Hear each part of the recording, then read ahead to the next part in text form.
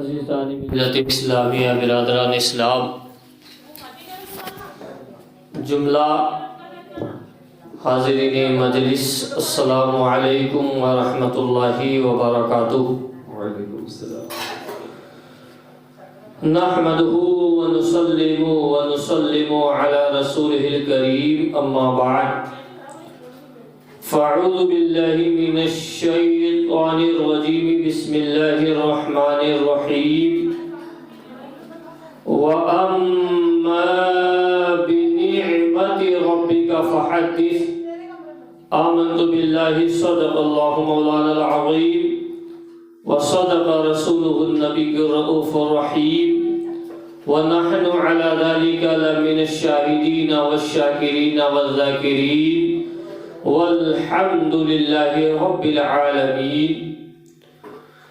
یا صاحب الجمال ویا سید البشر، من وجهك المنیر لقد نفر القمر، لا يمكن الثناء كما كان حقه بعد خدا بزرگ تو یہ قصہ مختصر۔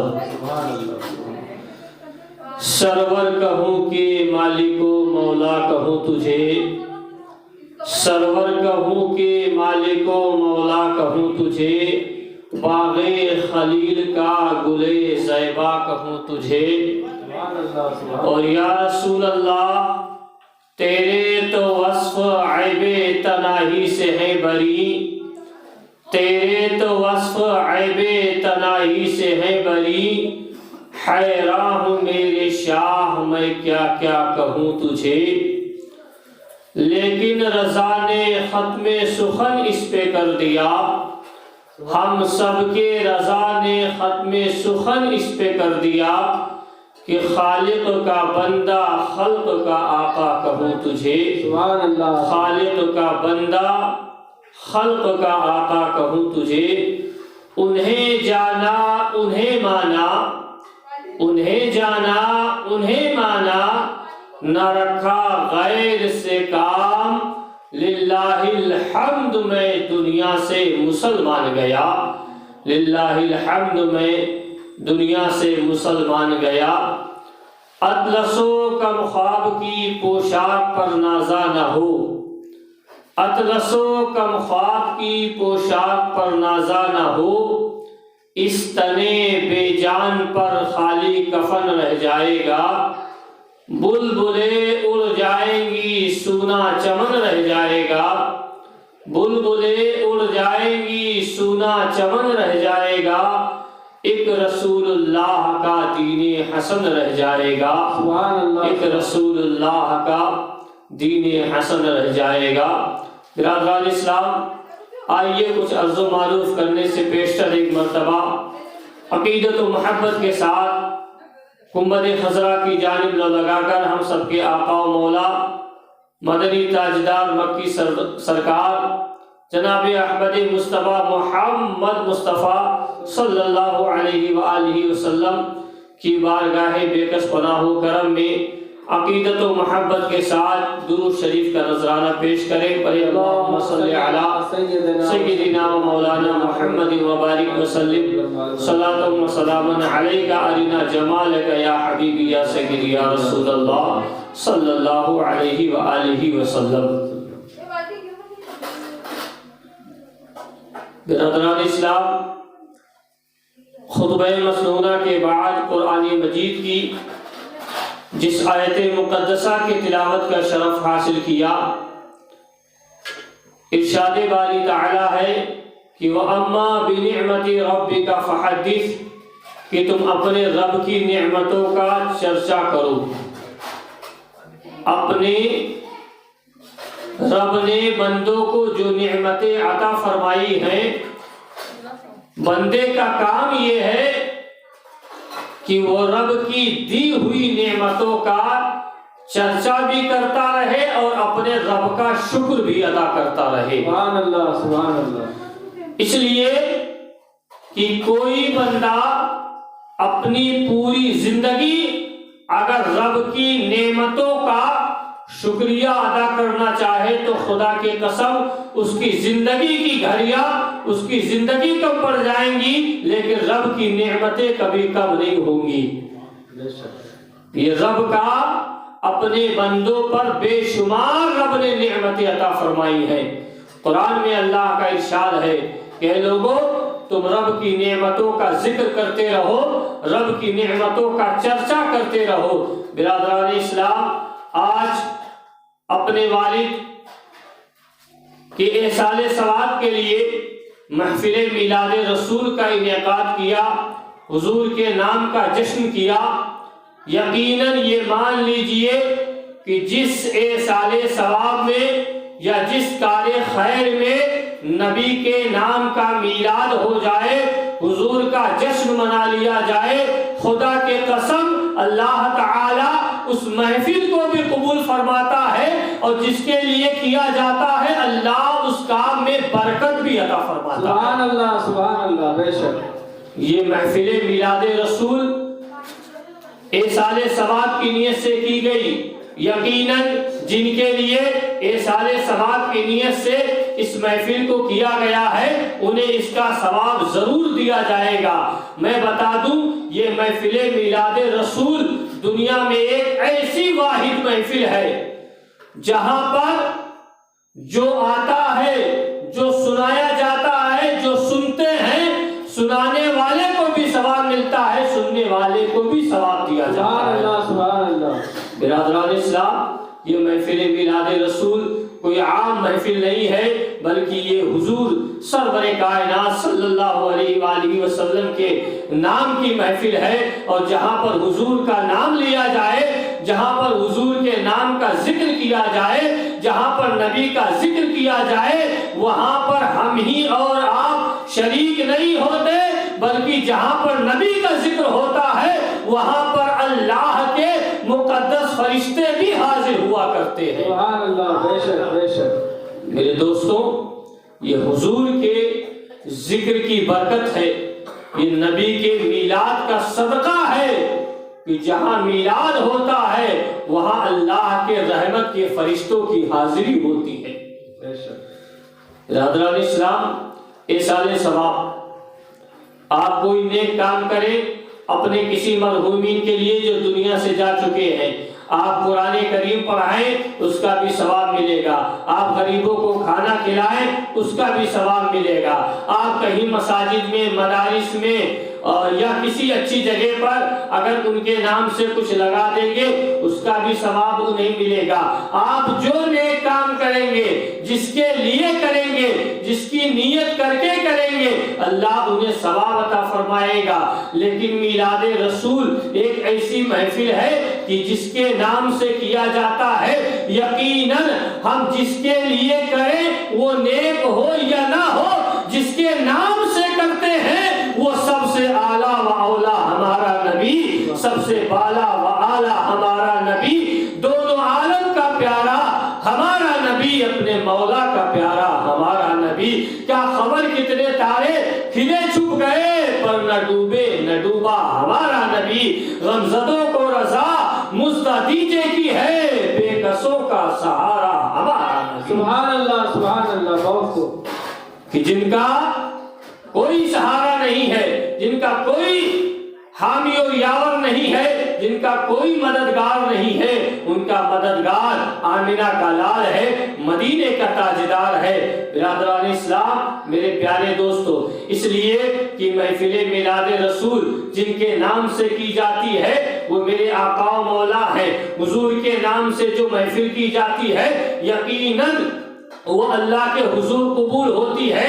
ایسا ہو ہی نہیں سکتا کہ میلاد رسول کی جائے اور اللہ اسے قبول نہ فرمائے۔ بے شک حضرت شاہ عبدالحق محدث دہلوی رحمۃ اللہ علیہ اپنی کتاب میں لکھتے ہیں کہ جس جگہ نبی کا میلاد کیا جاتا ہے، حضور کے نام سے جشن کیا جاتا ہے، کرنے والے میں تاثیر نہ ہو، کرانے والے میں تاثیر نہ ہو، کرنے والے کے اعمال اچھے نہ ہو، کرانے والے کے اعمال اچھے نہ ہو، لیکن شاہ عبدالحق محدث دہلوی رحمۃ اللہ علیہ فرماتے ہیں کہ جن کے نام سے کیا جا رہا ہے، حضور کے نام کا میلاد کیا جا رہا ہے، اللہ اس محفل کو بھی قبول فرمائے گا، اور جتنے لوگ اس میں شریک ہوں گے اللہ ان کی بھی مغفرت سبحان فرمائے گا۔ سبحان اللہ، بہت خوب۔ یہ میلاد شریف کی برکت ہے میرے پیارے دوستوں، عزیز ساتھیوں۔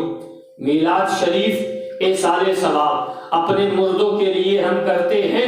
کچھ لوگوں نے انکار کیا، کچھ لوگ نہیں مانتے ہیں کہ جو ہم اپنے مردوں کو ثواب پہنچاتے ہیں یہ ثواب اسے نہیں پہنچتا ہے۔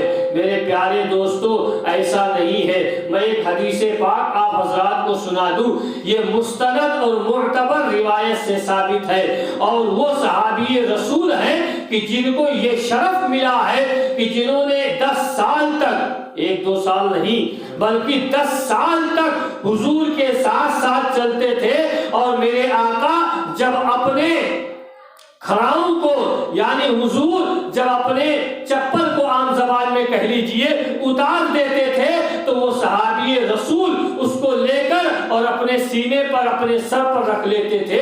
جب حضور کو وضو کے لیے پانی کی ضرورت ہوتی تھی تو وہ حضور کو پانی لا کر دیا کرتے تھے۔ ان صحابی کا نام ہے حضرت انس بن مالک رضی اللہ تعالی عنہ، جن کو کہا جاتا ہے کہ جنہوں نے 10 سال تک مسلسل حضور کی بارگاہ میں رہے، نبی کی خدمت کی ہے، لیکن ان کے والد کا انتقال ہو گیا، ان کے باپ کا وصال ہو گیا، تو ان کی ماں نے اپنے گھر سے روٹی توڑ کر اس میں شکر اور پانی ملا کر دیا اور کہا بیٹا لے جاؤ مسجد نبوی میں حضور تشریف فرما ہے، یہ نبی کے آگے لے جا کر رکھ دینا، حضور کے آگے لے جا کر رکھ دینا، اور حضور سے کہنا یا رسول اللہ میرے باپ کا انتقال ہو گیا ہے، آپ میرے باپ کے لیے دعائے مغفرت فرما دیجئے، میرے باپ کے حق میں ایصال ثواب کر دیجئے۔ میرے پیارے دوستو، حدیث کی کتابوں میں یہ بات، یہ روایت موجود ہے۔ حضرت انس بن مالک اپنے گھر سے، ماں کے پاس سے وہ روٹی کا جو برتن تھا وہ لے کر مسجد نبوی شریف میں جاتے ہیں۔ حضور صلی اللہ علیہ وآلہ وسلم مسجد نبوی شریف میں تشریف فرما ہے، حضور کے آگے اسے رکھ دیا۔ میرے آقا نے ارشاد فرمایا اے انس یہ کیا ہے؟ عرض کرتے یا رسول اللہ میرے باپ کا انتقال ہو گیا ہے، میرا باپ دنیا سے جا چکا ہے، ان کے لیے ایصال ثواب کے لیے، دعائے مغفرت کے لیے اللہ ان کو بخش دے، اس کے لیے میری ماں نے بھیجا ہے۔ میرے دوستو، اگر یہ کام اسلام میں غلط ہوتا تو حضور ترنت کہتے اسے واپس لے جاؤ، اس کی ضرورت نہیں ہے۔ نبی کہتے یہ لے جاؤ، میں اس پہ فاتحہ نہیں دوں گا، میں اس پہ ایصال ثواب نہیں کروں گا، میں اس پہ مغفرت کی دعا نہیں کروں گا، اسے اپنے گھر لے جاؤ۔ لیکن میرے دوستو، نبی نے ایسا کچھ نہ کیا، بلکہ حضرت انس بن مالک نے حضور کے سامنے وہ کھانے کا برتن رکھ دیا، اور میرے آقا نے ہاتھ کو اٹھا کر اور انس کے باپ کے لیے دعائے مغفرت فرمائی، اور جب نبی نے اپنے سر کو نیچے اتارا تو حضور کے ہونٹ پہ مسکراہٹ تھی۔ میرے نبی نے ارشاد فرمایا اے انس اس کی برکت سے اللہ نے تیرے باپ کی مغفرت کر دی ہے، اسے جنت عطا فرما دی۔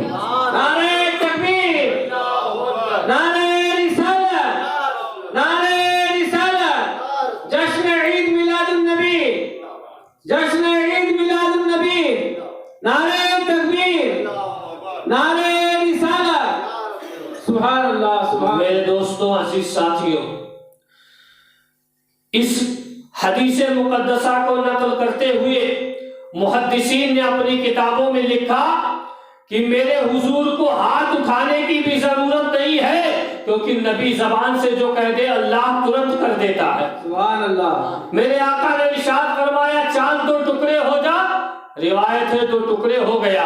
علی مرتضیٰ کے عصر کی نماز قضا ہو گئی، حضور نے اشارہ کیا تو سورج جو ڈوب چکا تھا وہ پلٹ کے واپس آ جاتا ہے۔ میرے حضور کے اشارے کی ضرورت تھی، نبی کو ہاتھ اٹھانے کی ضرورت نہیں تھی۔ میرے آقا ہاتھ اٹھاتے یا نہ اٹھاتے، خالی میرے نبی دل میں جو ارادہ فرما لیتے اللہ اسے بھی پورا کر دیتا ہے۔ میرے دوستو، محدثین فرماتے ہیں کہ نبی کا ہاتھ اٹھا کر دعا کرنا یہ امت کے لیے تعلیم ہے کہ تم بھی اپنے باپ داداؤں کے لیے اپنے رب کے حضور دعا کیا کرو، اللہ تعالیٰ تمہاری دعاؤں کو قبول کرتا ہے اور اللہ ان کی مغفرت فرما دیتا ہے۔ سبحان اللہ، بہت میرے دوستوں، عزیز ساتھیوں، یہ آج ایصال ثواب کی جو محفل منعقد کی اپنے والد مرحوم کے لیے،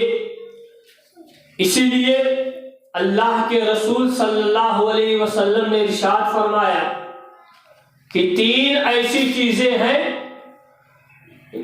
جن کا ثواب کبھی ختم نہیں ہوتا۔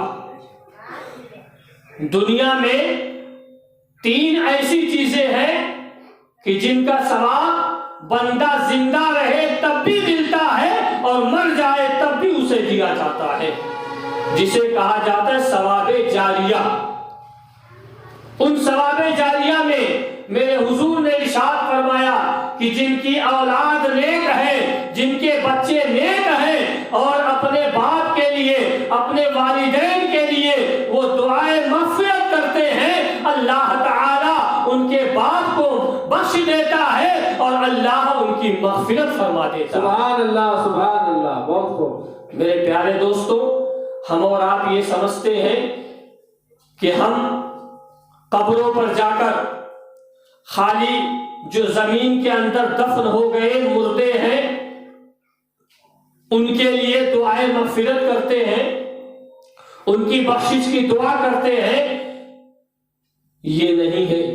میرے حضور سرور کائنات صلی اللہ علیہ وآلہ وسلم ارشاد فرماتے ہیں، آقا کونم آقا فرماتے ہیں کہ جب تم اپنے مرحومین کی قبروں پر جاتے ہو اور ان کے لیے دعائیں مغفرت کرتے ہو، ان کے لیے اللہ کی بارگاہ میں مغفرت کی دعا کرتے ہو، ان کی بخشش کی دعا کرتے ہو، تو تم یہ دعا کرتے ہو کہ اے اللہ میرے باپ کی مغفرت فرما دے، اے اللہ میرے باپ کو بخش دے، اے اللہ میرے باپ کو جنت میں جگہ عطا فرما دے۔ تمہاری آواز کو، تمہاری زبان کو، تمہاری باتوں کو سننے کے بعد قبر کے اندر جو لیٹا ہوا ہے، قبر کے اندر جو دفن کیا گیا ہے، جب وہ سنتا ہے تو خوشی سے جھومتا ہے اور قبر کے اندر سے وہ بھی دعا دیتا ہے، اے اللہ یہ زمین کے اوپر رہنے والا میرا بیٹا، میرا بھائی، میرا دوست آج میرے لیے مغفرت کی دعا کر رہا ہے، اے اللہ تو بھی اس کی زندگی میں بہاریں عطا فرما دے، اللہ اس کی زندگی میں برکت عطا فرما دے، اللہ اس کی تندرستی میں برکت عطا فرما دے۔ میرے آقا فرماتے ہیں کہ تم اس کے لیے دعا مغفرت کی دعا کرتے ہو اور وہ تمہارے لیے زندگی کی دعا کرتا ہے۔ سبحان اللہ، بہت خوب۔ میرے دوستوں، یہ ہے، یہ جو ہم اپنے مردوں کو، اپنے دنیا سے گئے ہوئے لوگوں کو ایصال ثواب کرتے ہیں، اس کے بدلے میں وہ بھی ہمیں اللہ کی بارگاہ میں ہمارے لیے دنیا کی زندگی کے لیے، بہتر زندگی کے لیے وہ ہمارے لیے بھی دعائیں کرتے ہیں۔ میرے دوستو، تو سب سے ثواب جاریہ میں ایک ثواب یہ ہے کہ جن کی اولادیں، جن کے بچے، جن کے بیٹے نیک ہوں، اپنے والدین کو جب تک دنیا میں زندہ رہے، ان کی زندگی حیات رہے، ان کے ساتھ اچھا سلوک کرے، اور جب وہ دنیا سے چلے جائیں، ان کا انتقال ہو جائے، وہ دنیا سے کوچ کر جائے، تو ان کے لیے مغفرت کی دعا کرے اور جو ان سے ہو سکے ان کے لیے ایصال ثواب کیا کرے۔ اس لیے کہ اب وہ چلے گئے، اب وہ نہ کھانا مانگنے آئیں گے، نہ پانی کی ضرورت ہے، نہ دوائی کی ضرورت ہے، نہ مکان کی ضرورت ہے، نہ دکان کی ضرورت ہے، اب ان کو کسی بھی چیز کی ضرورت نہیں ہے، وہ ساری چیزیں اب زمین کے اوپر چھوڑ گئے، انہیں اب کچھ نہیں چاہیے۔ اگر وہ اب کسی چیز کے محتاج ہیں، ان کو کسی چیز کی ضرورت ہے، تو وہ ضرورت ہے کہ ان کے لیے مغفرت کی دعا کی جائے اور ان کے لیے ایصال ثواب کیا جائے۔ سبحان اللہ، سبحان اللہ۔ ان کو کسی اور چیز کی ضرورت نہیں ہے، وہ صرف اور صرف ان کو ضرورت ہے تو ہم ان کے لیے مغفرت کی دعا کریں۔ اور یہ دعا ہمارے رسول صلی اللہ علیہ وسلم، میرے آقا نے تعلیم دی مسلمانوں کو کہ اے مسلمانوں، ہر جمعے کے دن چاہے بعد نماز جمعہ، جب تم جمعے کی نماز پڑھو، جمعے کی نماز کے بعد اپنے کام دھندے کی طرف بعد میں جاؤ، سب سے پہلے قبرستان اگر ممکن ہو تمہارے قریب ہو جہاں سے تم جا سکتے ہو تو سب سے پہلے جاؤ اور اپنے باپ داداؤں کی قبروں پہ فاتحہ پڑھو، مغفرت کی دعا کرو، ایصال ثواب کرو۔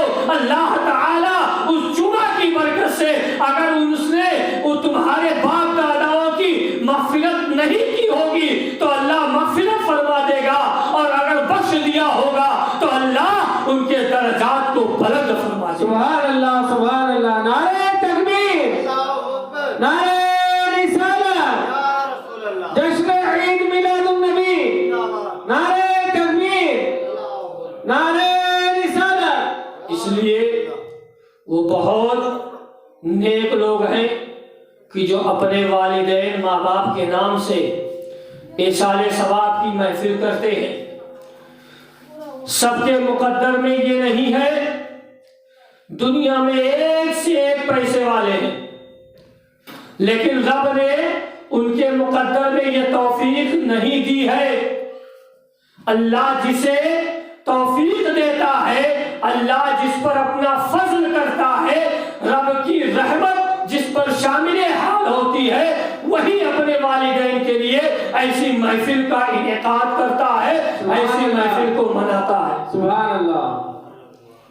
وہ آپ دیکھیے، ہم سبھی اسی دنیا میں جیتے ہیں، اسی دنیا میں رہتے ہیں، ہم سب کا تعلق انسانی زندگی سے کسی نہ کسی سے ہمارا ملنا جلنا ہوتا ہے، لیکن بہت سارے ایسے لوگ ہمیں مل جائیں گے، آپ کو ملیں گے کہ جن کے باپ داداؤں نے مرنے سے پہلے اپنے بیٹوں کے لیے دنیا کی وہ زندگی چھوڑی ہے کہ جس کا اس کا بیٹا کبھی تصور بھی نہیں کر سکتا۔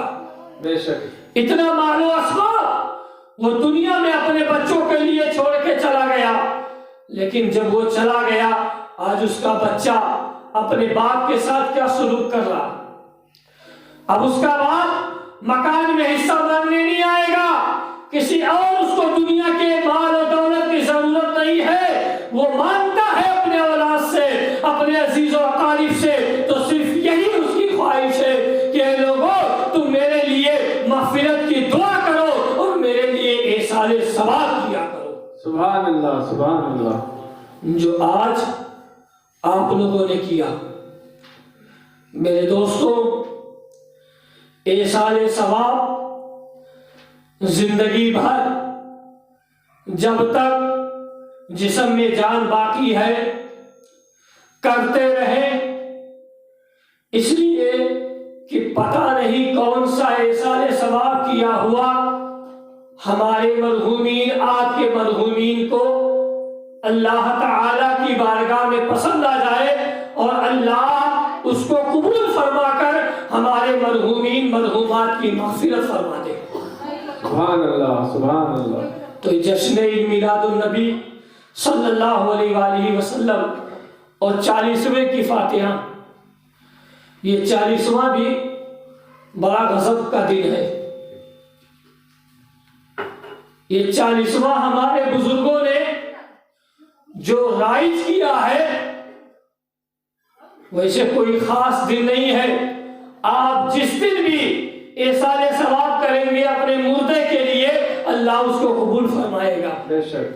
لیکن 40واں ہمارے بزرگوں نے اس کی نسبت جو بیان کی ہے وہ یہ کہ 40 دن پہ ہم اپنے مردے کے حق میں ایصال ثواب کرتے ہیں۔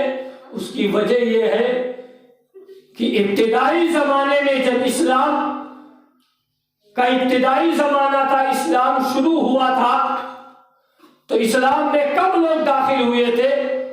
39 لوگ مسلمان ہو گئے تھے، لیکن 40ویں کی ضرورت تھی، اور اس وقت مکہ کا عالم یہ تھا کہ مسلمانوں کو سامنے آ کر نماز پڑھنے کی اجازت نہیں تھی، اپنے گھروں میں چھپ چھپ کر نماز پڑھتے تھے۔ اگر سامنے آ کر یعنی کعبے کے اندر اگر آ کر نماز مکے کے کافر ان پر ظلم و زیادتی ڈھاتے، ان پر ظلم کرتے، انہیں گالیاں دیتے، انہیں برا بھلا کہتے، انہیں شب و ستم کرتے، ان کے ساتھ ظلم و زیادتی کا معاملہ کرتے۔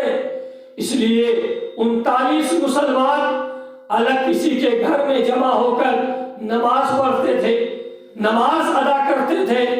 میرے حضور نے جب یہ دیکھا، مدینے کے تاجدار نے جب دیکھا کہ اسلام کے چاہنے والے، اللہ کے ماننے والے، اللہ کے بندے آج چھپ چھپ کر اپنے رب کی عبادت کر رہے ہیں، جن کا معبود بھی جھوٹا ہے، جن کا خدا بھی باطل ہے، جن کے ماننے والے بھی جھوٹے ہیں، وہ کعبے کے اندر بنا خوف و خطر کے اپنی عبادت کرتے ہیں، اپنی پوجا کرتے ہیں، لیکن جن کا عبادت گاہ ہے، جن کا گھر ہے، وہ آج نہیں کر سکتے۔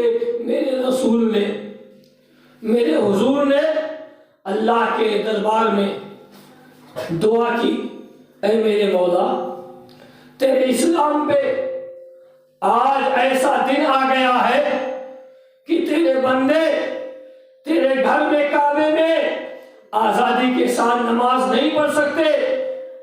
اگر نماز پڑھنے کے لیے جائے تو کعبے کے لوگ ان پر ظلم و زیادتی کرتے ہیں۔ اے اللہ، اسلام کو طاقت عطا فرما دے، اسلام کو قوت عطا فرما دے۔ میرے حضور نے یہ دعا فرمائی اور 40 مسلمان حضرت فاروق اعظم بنے۔ سبحان اللہ، سبحان اللہ۔ 40ویں مسلمان اسلام میں فاروق اعظم بنے۔ اس سے روایت ہمارے بزرگ بیان فرماتے ہیں کہ جب فاروق اعظم اسلام میں داخل ہو گئے تو اسلام کو رب نے طاقت و قوت عطا فرما دی۔ تم بھی 40 دن پر اپنے مردے کے لیے احسان ثواب کیا کرو، اللہ تعالی تمہارے مردے کی مغفرت بھی فرما دے گا۔ سبحان اللہ، سبحان اللہ، سبحان اللہ۔ میرے پیارے دوستوں، یہ ہے 40ویں کی نسبت جو ہم اور آپ اپنے مردے کے لیے، اپنے مرنے والے کے لیے کرتے ہیں، اور اس میں ہم کھانا بھی کھلاتے ہیں، لوگوں کو بلاتے ہیں، لیکن جو سب سے بہترین اور سب سے اچھا کام ہے وہ کام نبی کے نام کا میلاد ہے۔ سبحان اللہ، سبحان اللہ۔ ہم سبھی جانتے ہیں، جو قرآن عظیم پڑھے، جنہوں نے قرآن پڑھا وہ جانتے ہیں، قرآن میں ایک سورت ہے سورہ لہب، تبت یدا ابی لہب۔ وہ سورت ابو لہب کے اوپر نازل ہوئی جو مکہ کا رہنے والا ہے، اور یہ معلوم ہے کون ہے؟ یہ ہمارے نبی کا سگا چچا ہے، کوئی ایسا نہیں، سگا چچا، حضور کا سگا چچا ہے ابو لہب۔ لیکن پوری زندگی جب تک ابو لہب دنیا میں زندہ رہا، نبی سے دشمنی کرتا رہا۔ ابو جہل اور ابو لہب یہ مکہ کے دو ایسے لوگ تھے، ان کا کام ہی یہی تھا، یہ صبح سے لے کر رات تک سونے تک یہ یہی پروگرام بناتے کہ کسی طریقے سے محمد رسول اللہ صلی اللہ علیہ وسلم کو یا تو شہید کر دو، یا تو مکے سے نکال دو، اور یا تو قرآن کو جلا دو، معاذ اللہ رب العالمین۔ یہ دونوں یہی ارادہ رکھتے، اور ہم سب جانتے ہیں کہ اسی ارادے کے ساتھ جب دیکھا کہ اسلام بہت تیزی کے ساتھ پھیل رہا ہے تو ان دونوں نے ارادہ بنایا اب ان کو چھوڑنا مناسب نہیں ہے۔ تمام مکہ والوں کو جمع کیا اور کہا ایسا کرو، آج رات کے وقت جب یہ اپنے گھر سے نکلے یعنی حضور باہر آئے تو ان کو قتل کر دو، شہید کر دو۔ میرے دوستوں، یہ مکہ کے لوگوں نے ارادہ بنایا، لیکن اللہ جس کے ساتھ ہو اس کا کوئی کچھ نہیں بگاڑ سکتا۔ جس کا محافظ و نگہبان اللہ ہو اس کو کوئی مٹا نہیں سکتا، اور جس کو رب مٹانا چاہے اسے کوئی بچا نہیں سکتا۔ سبحان اللہ، سبحان اللہ۔ ادھر مکہ کے کافروں نے نبی کا گھر گھیرا کہ نبی کو شہید کر دے، قتل کر دے۔ ادھر اللہ نے جبریل کو اپنا پیغام لے کر حضور کی بارگاہ میں بھیج دیا۔ جبریل امین آئے، آنے کے بعد عرض کی یا رسول اللہ آپ فوراً مکہ چھوڑ کر مدینہ چلے جائے۔ حضور نے فرمایا کیوں؟ کہ یا رسول اللہ مکہ کے کافروں نے آپ کے گھر کو گھیر لیا ہے، آپ جیسے نکلیں گے آپ کو شہید کر دیں گے، قتل کر دیں گے۔ میرے حضور نکلتے ہیں، اپنے گھر کے دروازے کے باہر سے حضور نے مٹی اٹھائی، اس پہ سورہ یاسین کی آیتیں پڑھی اور مکہ کے کافروں پہ ڈال دیا۔ سب کے سب اندھے ہو گئے، حضور ان کے درمیان سے نکل گئے، کسی کو نظر نہیں آئے۔ شیطان آیا، کہنے لگا تم کیوں کھڑے ہو؟ مکہ کے لوگوں نے کہا ہم نبی کو قتل کرنے کے لیے کھڑے ہیں، وہ گھر سے نکلیں گے ہم ان کو قتل کر دیں گے۔ شیطان نے کہا تم پاگل ہو گئے ہو، وہ تمہارے درمیان سے نکل گئے۔ مکہ کے لوگوں نے کہا یہ ہو ہی نہیں سکتا ہے، ہم رات بھر سے یہاں کھڑے ہیں، کوئی کیسے نکل سکتا ہے؟ شیطان نے کہا اپنے سروں پر دیکھو۔ جب سب نے سروں پر ہاتھ لگایا تو سر پر مٹی ہے۔ شیطان نے کہا یہ دیکھو مٹی ڈال کر تمہارے اوپر سے نکل گئے۔ وہ لوگ کہنے لگے دروازہ تو بند ہے۔ عقلی انسانی کا تقاضا یہ ہے کہ جب گھر سے کوئی باہر جائے گا تو دروازہ کھولا جائے گا، دروازہ کھلا ہوگا، لیکن دروازہ تو بند ہے، پھر کدھر سے چلے گئے؟ شیطان نے کہا یہ مجھے پتا نہیں ہے، لیکن وہ نکل گئے۔ ابو جہل اور ابو لہب نے دروازہ توڑا، غصے میں دیکھا کہ بستر رسول پر، نبی کے بستر پر کوئی لیٹا ہوا ہے۔ ابو جہل نے شیطان سے کہا تم ہمارے ساتھ مذاق کرتے ہو، نبی یہ لیٹے ہوئے ہیں، نبی بستر پر لیٹے ہیں، تو کہتا ہے چلے گئے ہیں۔ شیطان نے کہا نہیں نہیں تم اٹھا کر دیکھ لو، یہ محمد عربی نہیں ہے۔ ابو لہب ابو جہل نے جب اوپر سے چادر ہٹایا تو کیا دیکھا کہ نبی کے بستر پر حضرت علی لیٹے ہوئے ہیں۔ سبحان اللہ، سبحان اللہ، بہت خوب۔ کون لیٹے ہیں؟ حضرت علی، مولائے کائنات، شیر خدا داماد پیغمبر۔ ابو لہب ابو جہل نے غصے میں جگایا، کہا اے علی تم اس پر آرام سے سو رہے؟ حضرت علی نے فرمایا کیوں؟ کہا تمہیں نیند کیسے آ گئی؟ تمہیں معلوم ہے کہ ہم نے نبی کے گھر کو چاروں طرف سے گھیر لیا ہے اور ہمارا ارادہ ہے کہ ہم نبی کو شہید کریں گے، قتل کریں گے۔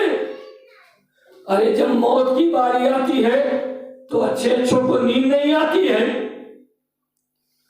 اور تمہیں سب کچھ معلوم ہے، اس کے بعد بھی تم آرام سے سو رہے ہو۔ حضرت مولا علی نے فرمایا پھر تمہیں کیوں پریشانی؟ ابو جہل نے کہا نبی کدھر گئے؟ ہم ان کی تلاش میں یہاں کھڑے، رات بھر سے وہ کہاں گئے؟ حضرت علی نے فرمایا ان کو جہاں جانا تھا وہاں گئے۔ کہا علی تم سو رہے ہو؟ حضرت علی کہتے ہیں خدا کی قسم کہ علی جیسی نیند آج رات بھر سویا، زندگی میں کبھی سویا ہی نہیں۔ سبحان اللہ، سبحان اللہ، بہت خوب۔ ابو جہل نے کہا علی یہ کیسی بات کرتے ہو؟ ارے موت کے عالم میں کسی کو نیند نہیں آتی، جس کے سامنے، جس کے دروازے پر موت کھڑی ہو اسے نیند نہیں آتی۔ حضرت علی نے میرے دوستو جواب دیا، بڑے غور سے سننا۔ حضرت علی نے فرمایا کہ اے مکہ کے کافروں، ابو جہل ابو لہب عتبہ اور شیبہ سنو سنو، تم نبی کو شہید کرنے آئے تھے، نبی تو تمہیں نہیں ملے، نبی کے بستر پر علی تمہیں مل گیا۔ علی ایسی نیند سویا ہے جو زندگی میں کبھی نہیں سویا ہے۔ کیوں سویا ہے؟ اس لیے کہ جس وقت میرے نبی نے مجھے اپنے بستر پر سلایا، حضور نے ایک تھیلی مجھے دی اور فرمایا اے علی یہ مکہ والوں کی امانت ہے، یہ امانت مکے والوں کو دے کر تم بھی صبح مدینے چلے آنا۔ حضرت علی کہتے ہیں جب نبی نے فرما دیا اے علی صبح تم مدینے چلے آنا، میں سمجھ گیا کہ جب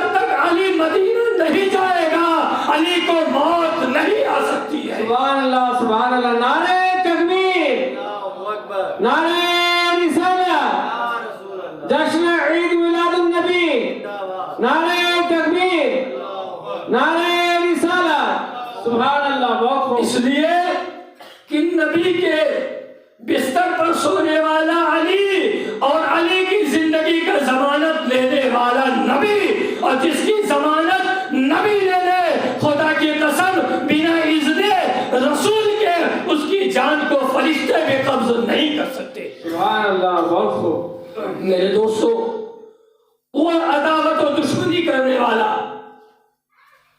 ابو جہل، ابو لہب، جس کی مذمت میں اللہ نے قرآن میں ایک سورت نازل فرما دی جس کا نام ہی سورہ لہب رکھا، وہ ابو لہب جو حضور کا چچا ہے، نبی کا سگا چچا ہے۔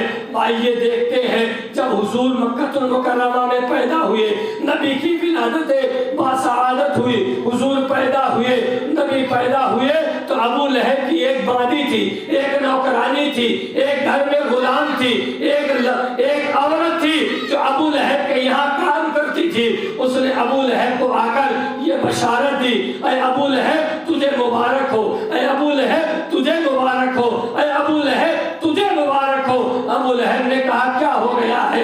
وہ نوکرانی کہتی ہے اے ابو لہب تجھے مبارک ہو، تیرے گھر میں تیرے بھائی عبداللہ کے گھر میں ایک بچہ پیدا ہوا ہے جو بڑا حسین و جمیل بچہ ہے، ایسا حسن و جمال ہم نے کبھی نہیں دیکھا ہے، مکے میں ایسا حسین و جمیل بچہ کبھی پیدا نہیں ہوا ہے، اور بریلی کا تاجدار تبھی تو کہتا ہے وہ کمال حسن حضور ہے کہ گمان نفس جہاں نہیں، یہی پھول خار سے دور ہے، یہی شمع ہے کہ دھواں نہیں، اور خدا خدا کا یہی ہے در، نہیں اور کوئی مفر مکر، جو وہاں سے ہو یہی آ کے ہو، جو یہاں نہیں تو وہاں نہیں۔ سبحان اللہ، بہت خوب۔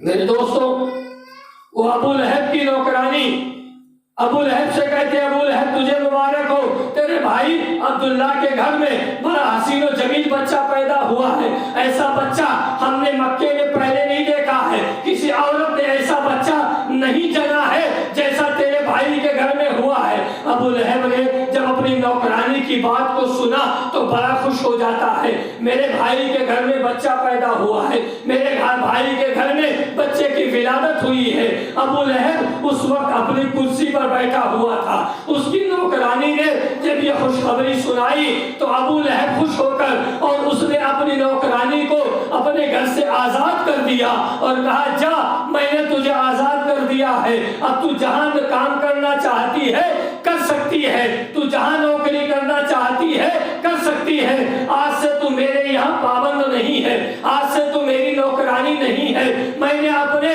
بھائی کے بچے کی خوشی میں، ولادت کی خوشی میں تجھے آزاد کر دیا ہے۔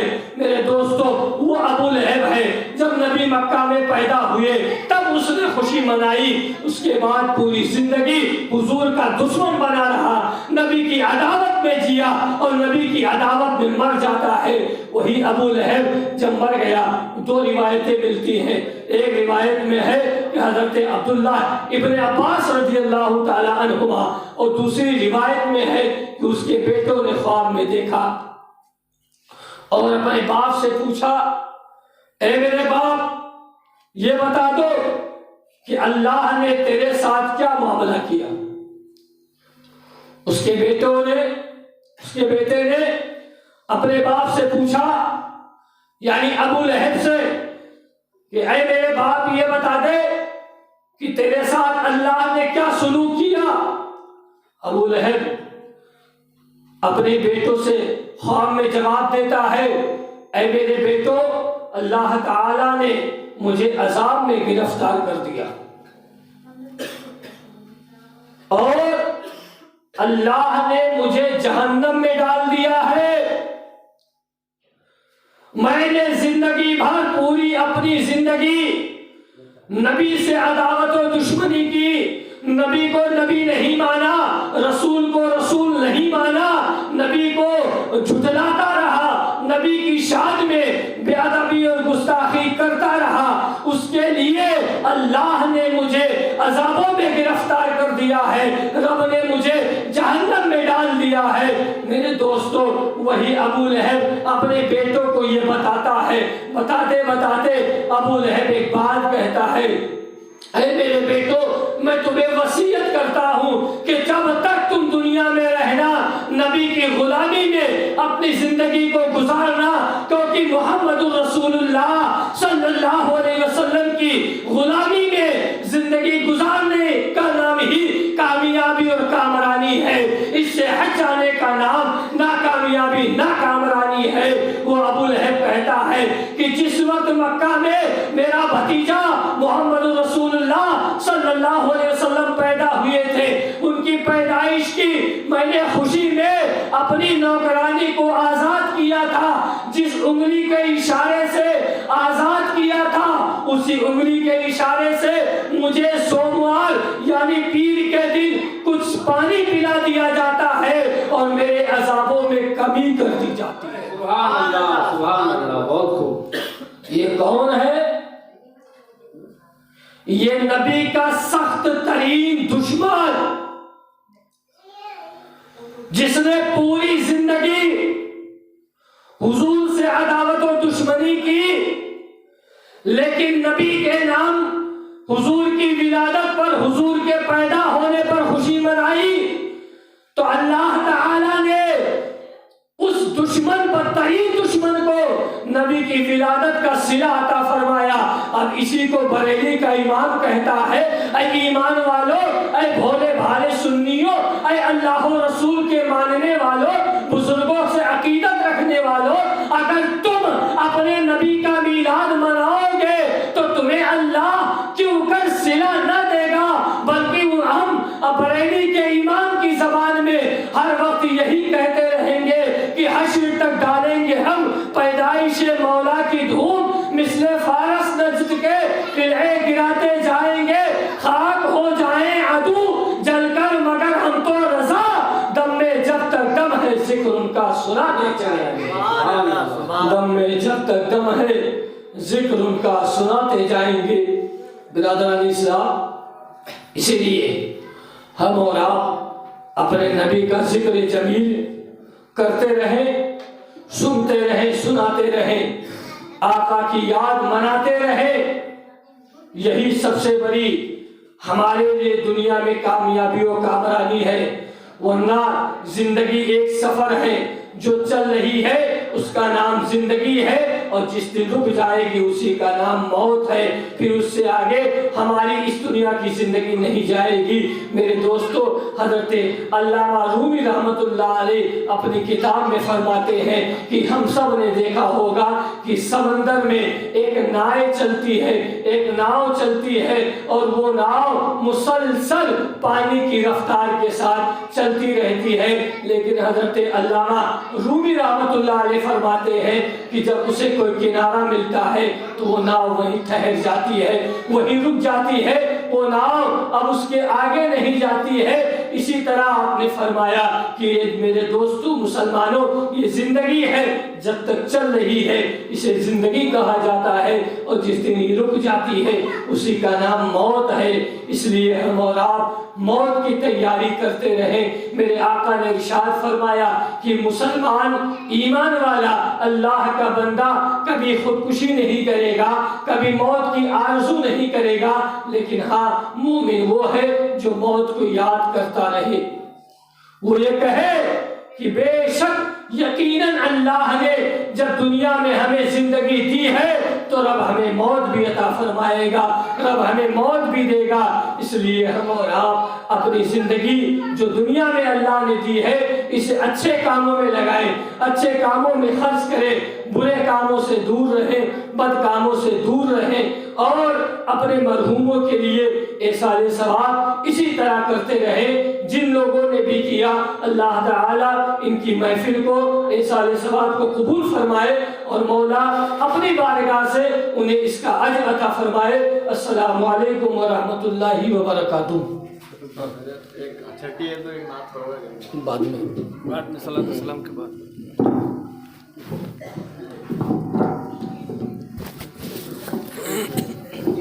نہیں